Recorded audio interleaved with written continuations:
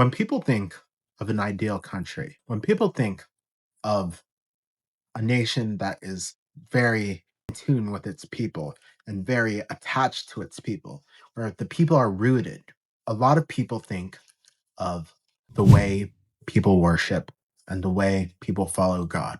Now, what if we replaced God with the state?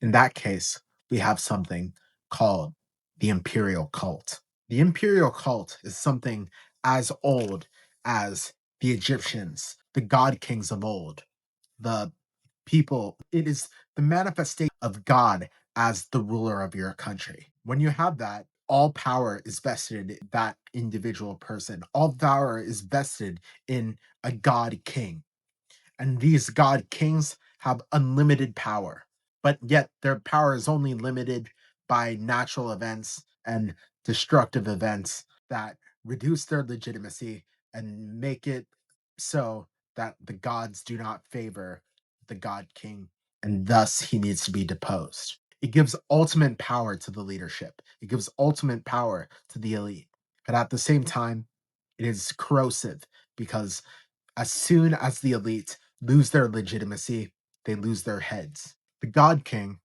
or the idea of the state as God, goes throughout history. First, it was the Egyptians, then the Romans. Then, after that, due to Christianity and other Abrahamic religions, rather than it being specifically God kings, God gave kings their right to rule. And thus, the legitimacy was one step separated from the divine. Soon, the idea of God kings separated further. And instead of just divinely guided monarch, it soon turned out to the idea that legitimacy was given by the people rather than God, or rather than any aspect of the divine. This could have been a mistake. It could be legitimate if you truly believe that politicians can inspire the people. And the 20th century was proof that this idea has failed. Not because the people's voice wasn't important, but because due to the nature of the people, the nature of crowds, things like fascism, communism, the only things left standing was this fundamentally individualist free market capitalism that has no legitimacy but the legitimacy of class relations through the creative destruction of capitalism. Now, instead of the people being in control or God being in control, it is the market that is in control. Now, if we had divinely inspired kings, it would be sacrilege to go against the king. And the Enlightenment, ironically, didn't put us closer to that aspect, but it torn us away from that aspect.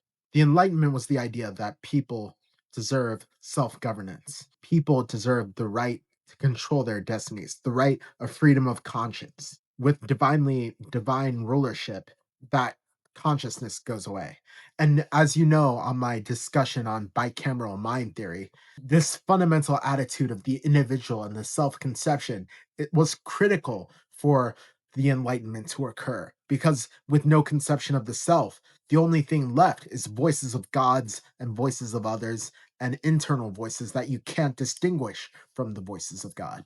Why is this important?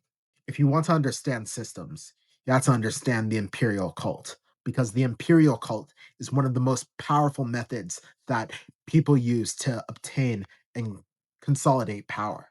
When God is on your side, no one can turn away from you unless God abandons you.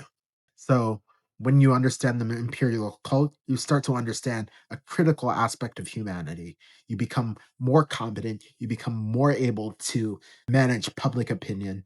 And when you truly become this powerful figure, you can truly claim God to be on your side. Thank you.